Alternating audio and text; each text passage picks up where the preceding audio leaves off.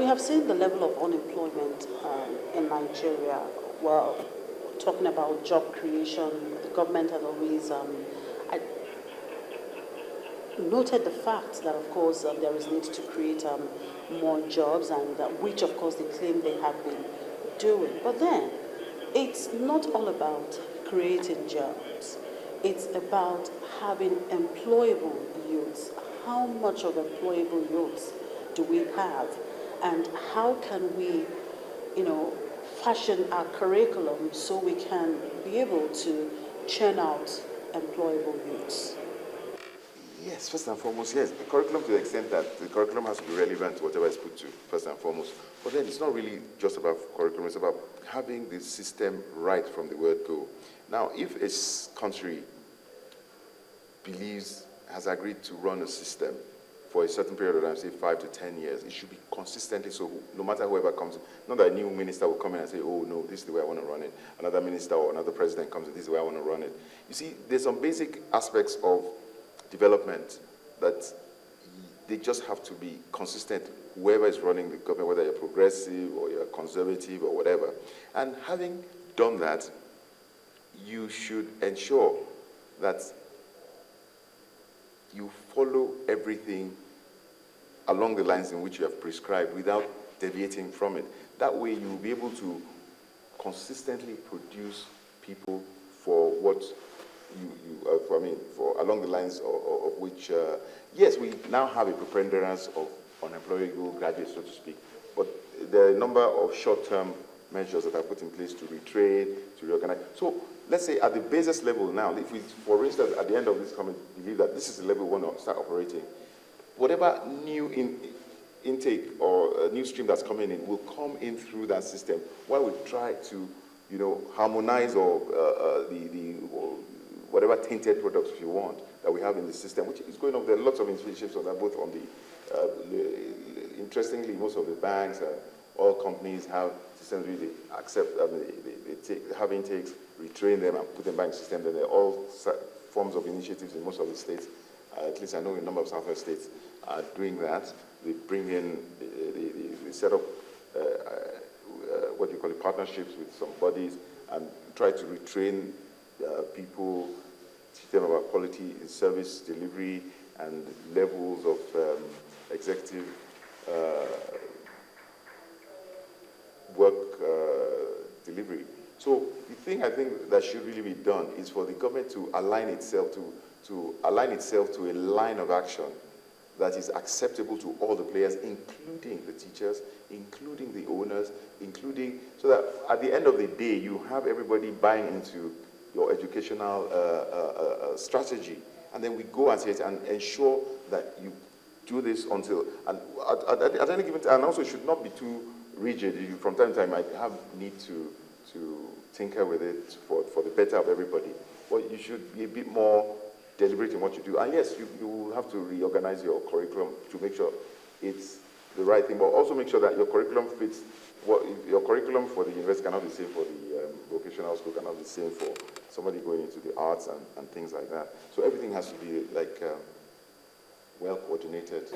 Right, you are a consultant to the NESG on science and technology. Now, in all of these, where does science and technology come in?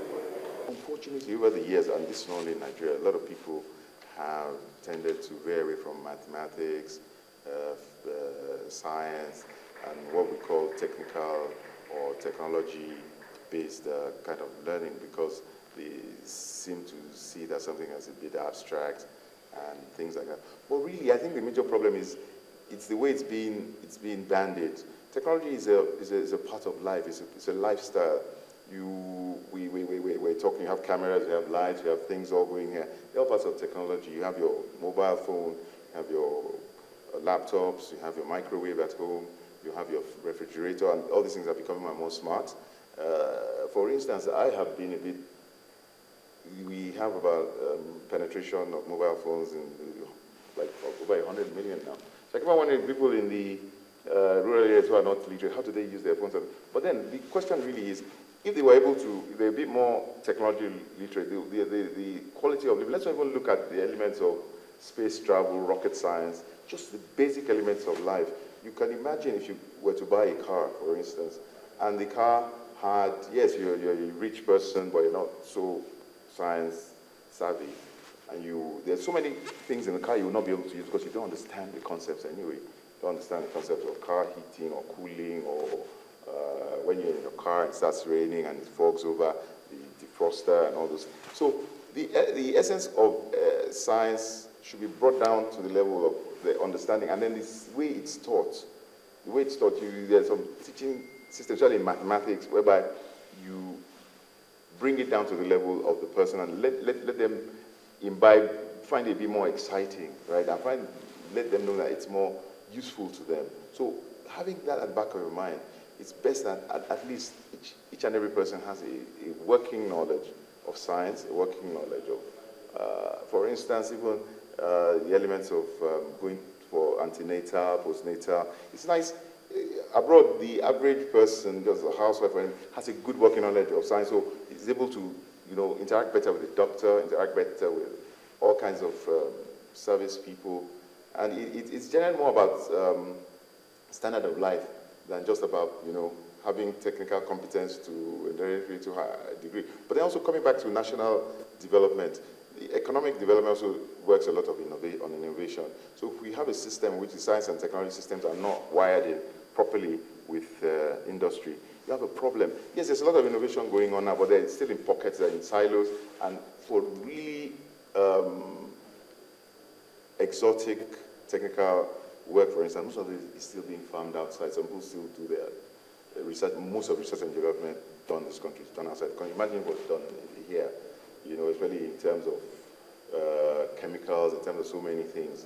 And we have so many universities that have capabilities. I worked on a knowledge transfer program before. I was shocked when I went down, right from Zaria, right down to Lagos and everywhere. We have lots of what I'll call intelligence, so to speak, just mapped in and tucked away. They are not doing anything because they're not being channeled in the right ways. So science and technology has to be taken very seriously, and also has to come into play with all of the aspects of the economy. We've had a lot of conversation, and of course a lot of suggestions have been made on this subject matter. Now, how can we translate all these talks into proper action? Well, I think first and foremost, everybody should be involved in what the other person is doing. We should exchange ideas more, and we should interact more in terms of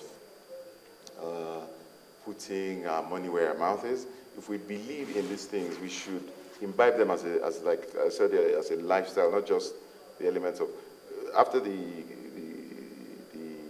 conference, for instance, I would imagine that the relevant policy commissions should sit down and work out a very well integrated system whereby all this comes into play. Because education, for instance, is in every area. Education also encompasses training. You have after school training, you have and all this comes into everyday lives, and it should be imbibed more as a lifestyle thing, and with the government also cooperating to the extent that there should be assessments from time to time that are these things working. And also, like I said, the NESG should be involved also in be part of the monitoring system. There should be a monitoring system to ensure that, okay, we said this was going to happen. Are we meeting up with those expectations? Are we meeting up with the new recommendations? And then do this on a more regular basis so that then at the end of 3 months, 6 months, you can work on that, and then it dovetails into the other sector. Last year was on agriculture. We can see that agriculture also had a very committed minister. And with the minister's vision, his focus, and also with all the inputs that were put in, you can see so many things happening at the same time, and still an ongoing process. I think that if we touch on the various areas of economic development in that very robust manner, with a follow-up to it, then things will definitely start to take shape.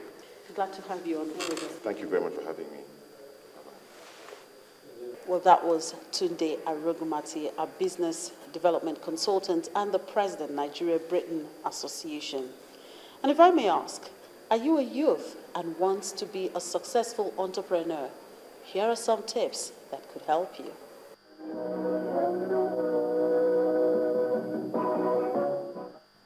life is too short to spend your time avoiding failure.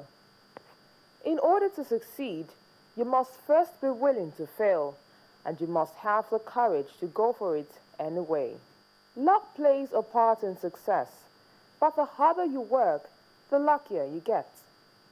Whatever you choose to do, even if it's not the job of your dreams, always work hard at it. Hard work creates opportunities where your resume cannot. Persistence really does pay off. Just keep at it and you will see the results.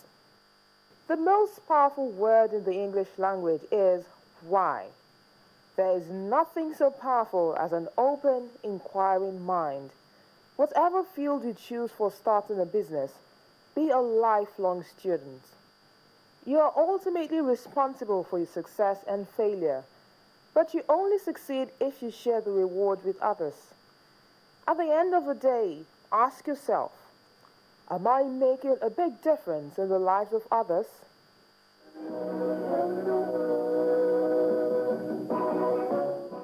And with those tips, we say thank you for being part of the program this week. And don't forget to join us again, same time next week.